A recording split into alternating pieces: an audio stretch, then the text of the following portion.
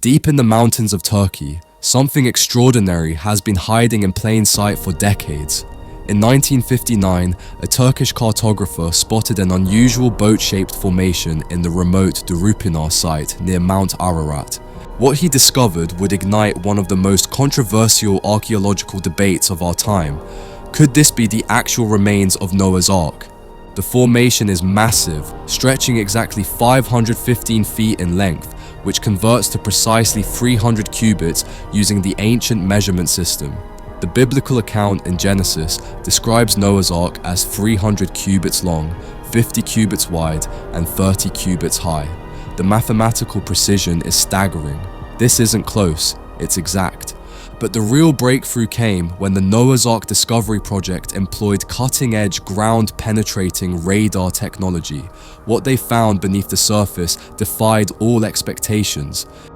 The story of Noah and the Ark stands as a cornerstone narrative across countless cultures, a tale that has captivated believers and skeptics for millennia. While many have dismissed it as pure mythology, the allure of this ancient legend refuses to fade. From remote corners of Kentucky where theme parks celebrate the story, to the rugged mountains of eastern Turkey where researchers dig for proof, the search for Noah's Ark continues to bridge the gap between faith and scientific inquiry. The biblical account paints a vivid picture. According to Genesis, the world had descended into corruption and violence. Humanity's wickedness spread like wildfire, consuming civilization until God regretted creating mankind. He decided on a hard reset, a flood to wipe the slate clean, but one man stood out from the crowd.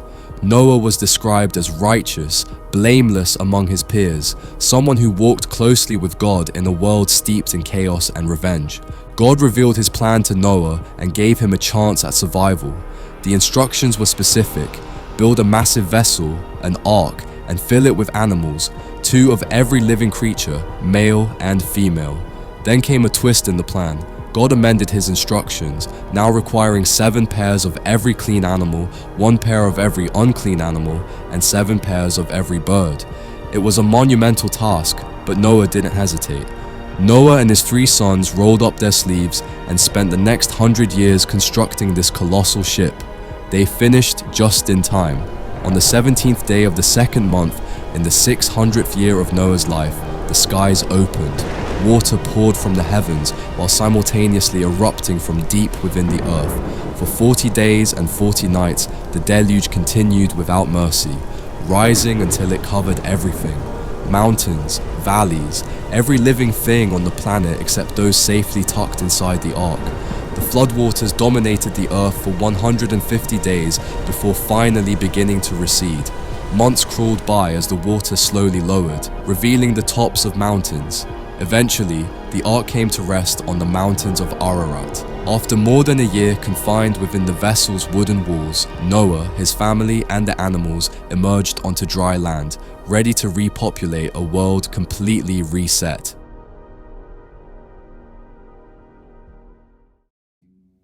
Before we move beyond the biblical account, it's worth pausing on what this story really meant to the people who first told it. To them, the flood wasn't just divine punishment, it was the ultimate reset button, a symbolic reminder that chaos always lurks just beneath the surface of order.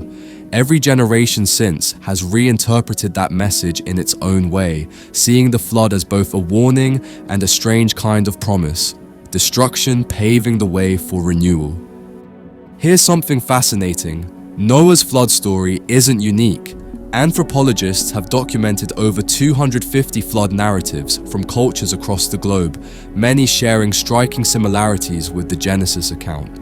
Social anthropologists have noted that the world's earliest and most advanced civilizations emerged along major rivers: the Nile, the Tigris and Euphrates, the Ganges, China's Yellow and Yangtze rivers. These waterways were simultaneously the lifeblood and the constant threat to these societies. For ancient people who built their lives around rivers, lakes, and oceans, the fear of catastrophic flooding lurked perpetually in the background. Floods, alongside famine and disease, ranked among the most common and devastating natural disasters they faced. The Epic of Gilgamesh from ancient Mesopotamia describes a great flood and a man who builds a massive boat to save his family and animals. Hindu texts tell of Manu, who constructs a ship to survive a world-destroying deluge.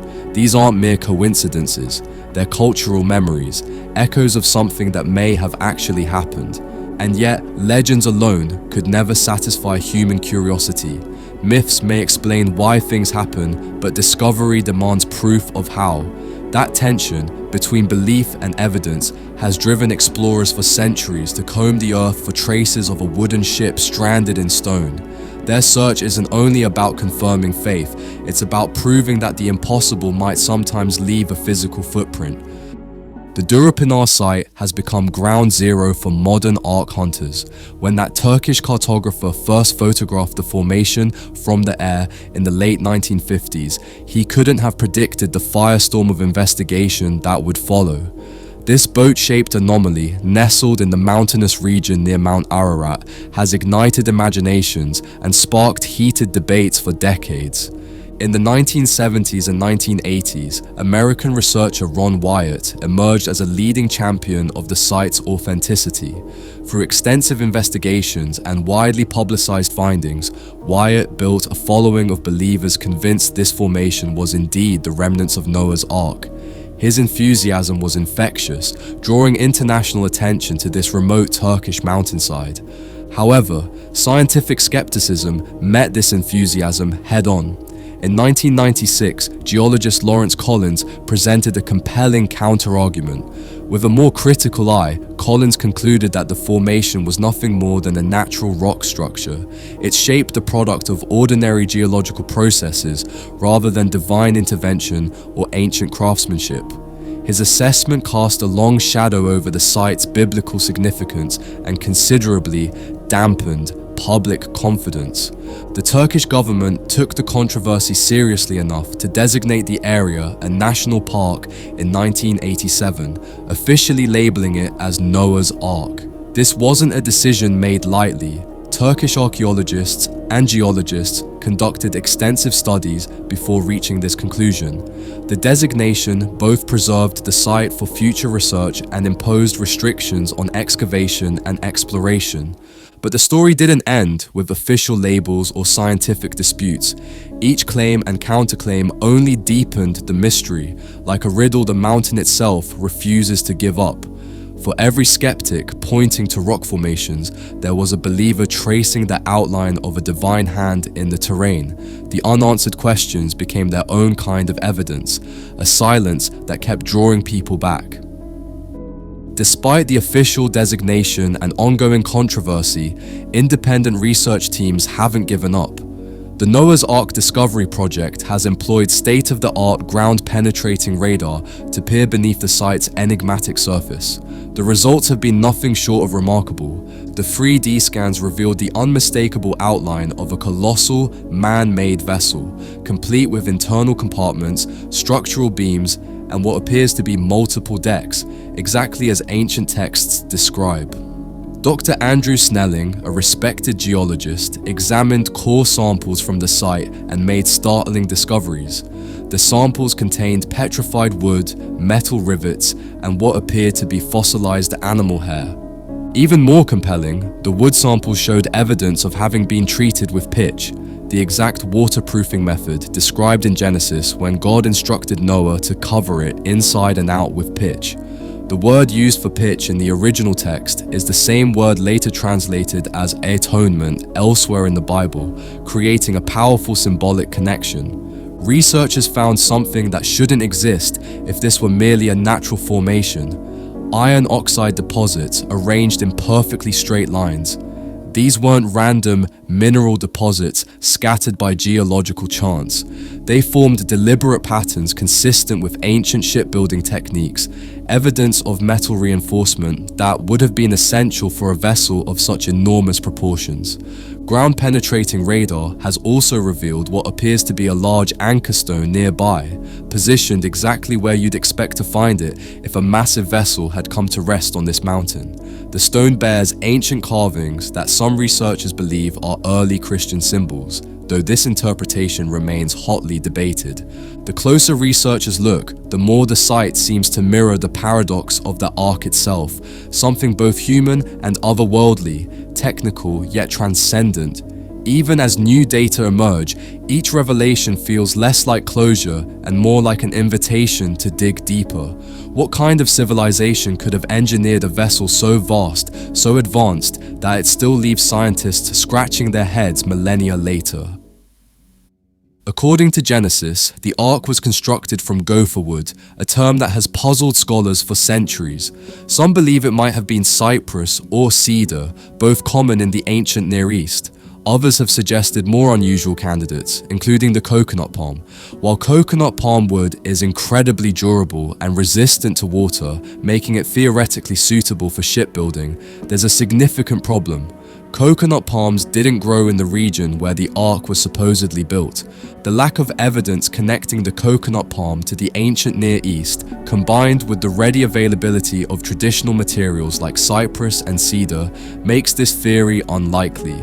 Still, the mystery of gopher wood remains unsolved, wrapped in layers of linguistic and botanical uncertainty that continue to fascinate researchers. The Ark's dimensions, as described in Genesis, create a vessel of truly epic proportions. With a cubit approximating 18 inches, we're talking about a ship roughly 450 feet long, 75 feet wide, and 45 feet high. Interestingly, archaeologists have noted that these dimensions match those of an ancient coffin, a detail that takes on symbolic meaning when you consider the Ark as representing death to an old life and rebirth into a new one. If the materials themselves are a mystery, so too is the world that demanded them. To build such a craft implies not just divine instruction, but remarkable human skill, a society capable of maritime engineering long before recorded history. Whether the Ark was literal or metaphorical, its blueprints seem to whisper that humanity has always reached higher when faced with extinction. Recent geological discoveries lend support to the possibility of a catastrophic flood in the ancient world. Scientists have discovered massive underwater formations in the Black Sea, suggesting a sudden, devastating inundation around 5,600 BCE. The evidence points to a breach in the Bosphorus Strait that would have sent Mediterranean waters cascading into the Black Sea basin with the force of 200 Niagara Falls. Around the globe, archaeologists have discovered remains of cities submerged underwater, many appearing to have been flooded around similar timeframes. These discoveries suggest that massive regional or even global flooding events may have occurred, potentially inspiring the flood narratives found across diverse cultures. Chevrons, natural indicators of past flooding, have been found not just at sea level, but high up in mountainous regions like Madagascar. In 2004, researchers studying these geological markers concluded they were evidence of massive floods in the distant past, possibly on the scale described in ancient texts.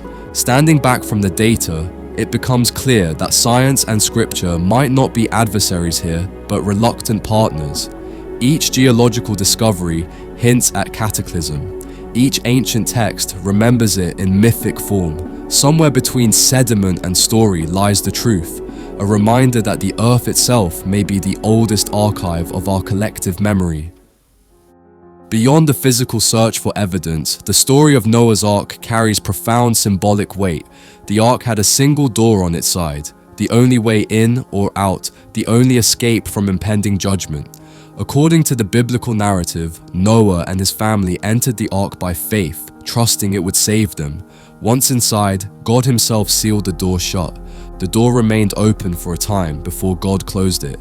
Anyone could have chosen to come aboard, but they didn't. The door was open until the very last moment, and then it was too late. Noah spent about 70 years warning people while building the Ark, but most ignored him. Some even mocked him. It's a pattern that repeats throughout history. Warnings given, warnings ignored, opportunities missed.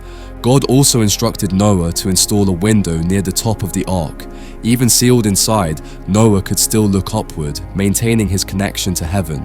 This detail takes on symbolic significance. From that moment forward, Noah's focus would be directed toward the divine, rather than the corrupted world below. And perhaps that's why the search never truly ends. What began as a hunt for timber and pitch has evolved into something far more personal, a reflection on faith, mortality, and what it means to be spared when everything else is swept away. The ark, whether preserved in rock or remembered in spirit, still asks the same haunting question: what would we save if given one last chance? So is it still possible to find Noah's Ark? The idea seems far-fetched when you consider the practical realities. If the ark was made from cypress wood, after more than 7,000 years, it would have mostly rotted away. Biologist Todd Wood suggests a compelling alternative theory. After such a massive disaster, the ark's wood would have been incredibly valuable. With no trees around to provide building materials, survivors would have likely repurposed the ark's timber for constructing new homes and structures. This practical reuse would have left little chance of the ark being preserved for future discovery. Even so, the quest continues. Researchers and adventurers still trek through the rugged terrains of Turkey and Iran, hoping to stumble upon something resembling an ancient vessel. If they were to find an actual boat-shaped structure on a mountain, it would spark unprecedented excitement and potentially reshape our understanding of ancient history and catastrophic natural events. The absence of definitive physical evidence doesn't necessarily mean the flood or the ark never existed. It simply highlights how complex and layered ancient stories can be, how the passage of millennia erases physical traces while preserving narrative ones. The convergence of faith and science remains complex and often contentious terrain, where definitive answers prove elusive. Even if no one ever uncovers a single plank, the pursuit itself has value. It connects explorers, scientists, and believers across generations, binding them through curiosity. In that way, the ark already fulfills its purpose. It continues to carry us, not across floodwaters, but across time. Regardless of whether physical proof ever surfaces, Noah's Ark remains one of humanity's most captivating stories. It continues to intrigue scholars, archaeologists, and enthusiasts worldwide. For many, the search for evidence transcends the hunt for artifacts. It's about connecting with a piece of history, understanding humanity's relationship with catastrophe and survival, and exploring the enduring power of ancient narratives. The Durupinar site, whether it's a monumental archaeological discovery, a geological anomaly, or something in between, serves as a focal point for our endless curiosity about the past. It represents a place where faith and science collide, where ancient legend and modern inquiry intertwine, creating a mystery that refuses to be neatly solved. For those who hold religious beliefs, the story carries deep meaning about faith, obedience, judgment, and redemption. For others, it's a window into how ancient peoples understood and recorded catastrophic natural events. And for everyone, it's a reminder of the mysteries that still hide in remote corners of our world, waiting to be uncovered, waiting to challenge our assumptions about what really happened in humanity's distant past. The legend of Noah's Ark endures as a testament to the enduring power of human imagination, our insatiable curiosity about history, and our eternal quest to understand where we came from and how we survived.